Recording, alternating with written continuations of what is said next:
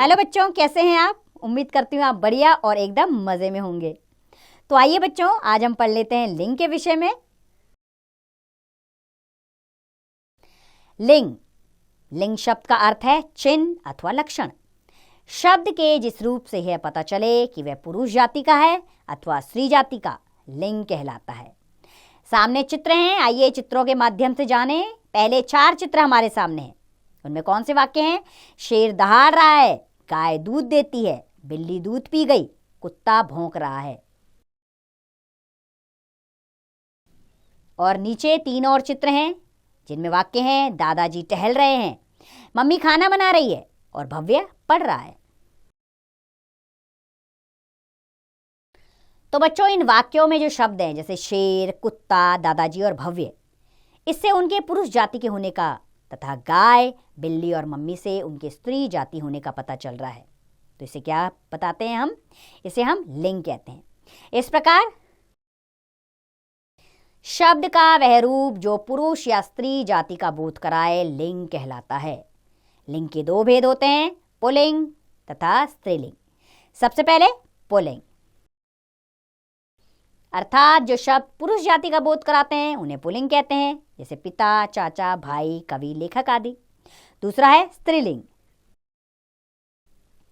अर्थात जो शब्द स्त्री जाति का बोध कराते हैं उन्हें स्त्रीलिंग कहते हैं, जैसे माता, चाची, बहन, कवित्री, लेखिका आदि। ये सब क्या है? स्त्रीलिंग है।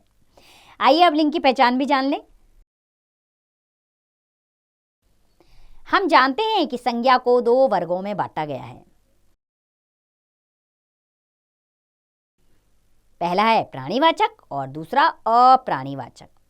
अब प्राणीवाचक क्या होता है? जैसे प्राणी जो सांस लेते हैं, जैसे लड़का, नौकर, नर्तकी, चूहा, बकरी, गधा, जो सांस लेते हैं, चल फिर सकते हैं, उन्हें प्राणीवाचक कहते हैं। दूसरे होते हैं अप्राणीवाचक, अर्थात निर्जीव वस्तुएं, जैसे चाकू, पेन, कुर्सी, चित्र, चाय, पत्र आदि। तो बच्चों, प्राणीवाचक और अप्राणीवाचक दोनों प्रकार की संज्ञाओं में पुल्लिंग व स्त्रीलिंग होते हैं, जिन्हें पहचानने के कुछ नियम हैं। आइए सबसे पहले पुल्लिंग पहचानने के नियम जान लें। जैसे कि पहाड़ों, वृक्षों, महीनों, दिनों, देशों तथा ग्रहों के नाम प्राय पुल्लिंग होते हैं, जैसे हिमालय, नीम, ज्येष्ठ, सोमवार, भारत, सूर्य आदि। अनाजों के नाम पुल्लिंग होते हैं, जैसे गेहूं, बाजरा, चावल, चना। सागरों के नाम पुल्लिंग होते हैं, जैसे हिंद महासागर, प्रशांत महासागर। रत्नों एवं धातुओं के नाम प्राय पुल्लिंग होते हैं, जैसे हीरा, मोती, सोना, तांबा।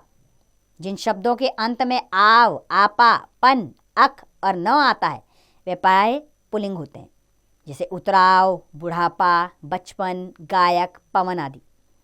सदा पुल्लिंग रहने वाले शब्द कौवा, उल्लू, तोता, मच्छर, खटमल आदि हैं। तो ये तो थे पुल्लिंग के नियम। अब हम जानेंगे स्त्रीलिंग पहचानने के नियम। अर्थात नदियों, भारतीय तिथियों, भाषाओं तथा बोलियों के नाम प्राय स्त्रीलिंग होते हैं, जैसे गंगा, पूर्णिमा, हिंदी, खड़ी बोली आदि। नक्षत्रों के नाम प्राय स्त्रीलिंग होते हैं, जैसे अश्वनी, रोहिणी, स्वाति, चित्रा आदि। शरीर के अंगों के नाम प्राय स्त्रीलिंग होते हैं, जैसे जीभ, उंगली, टांग, गर्दन आदि।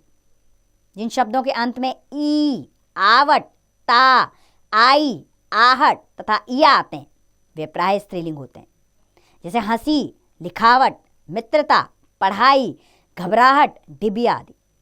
जिन शब्दों के अंत में उ या आ आते हैं वे प्राय स्त्रीलिंग होते हैं, जैसे वायु, आयु, कृपा, दुआ आदि।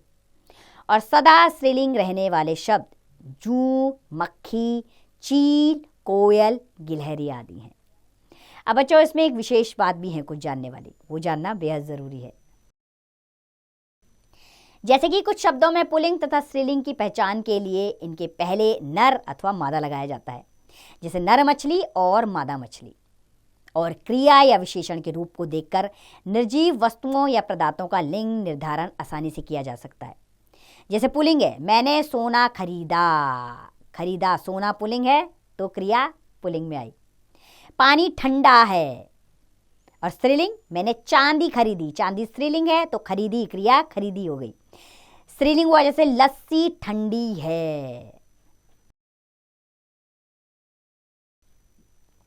आइए लिंग परिवर्तन के नियम जानें। तो बच्चों, पुल्लिंग से स्त्रीलिंग बनाने के कुछ नियम होते हैं। पहला नियम है शब्दों के अंत में आए अ या आ को ई में परिवर्तित करके।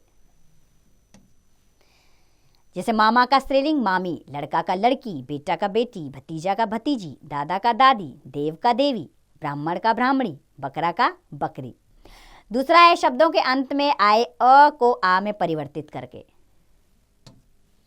जैसे शिष्या का स्त्रीलिंग शिष्या, विमल का विमला, सुत का सुता, प्रिय का प्रिया, भवदीय का भवदिया, वृद्ध का वृद्धा, सदस्य का सदस्यता और पूज्य का, दोबारा पढ़ते हुए, भवदीय का भवदिया, वृद्ध का वृद्धा, सदस्य का सदस्या, पूज्य का पूज्या स्त्रीलिंग है।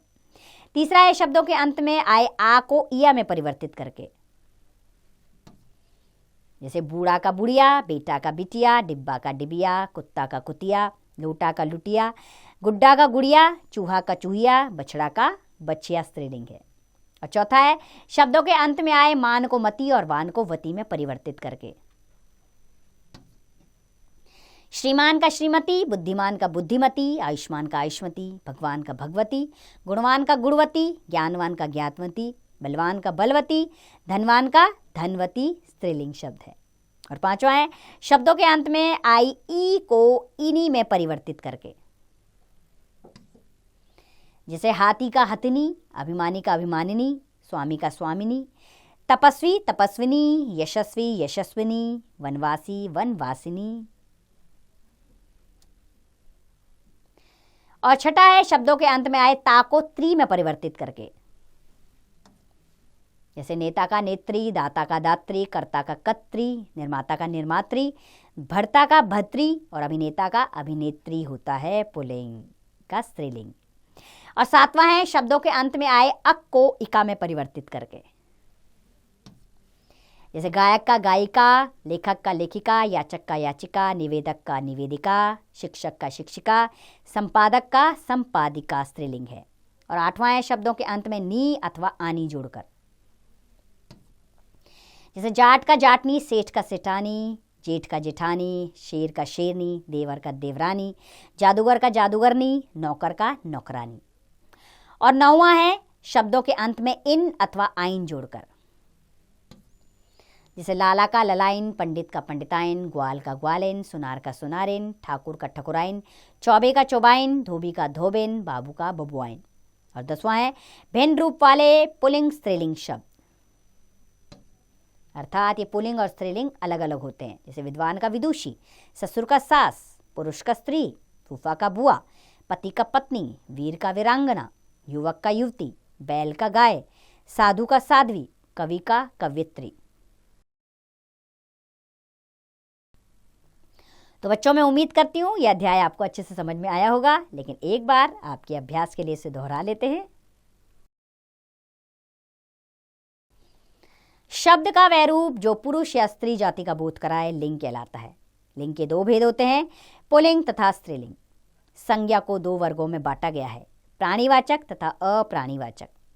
पुरुष जाति का बोध कराने वाले शब्द पुल्लिंग कहलाते हैं और स्त्री जाति का बोध कराने वाले शब्द स्त्रीलिंग कहलाते हैं।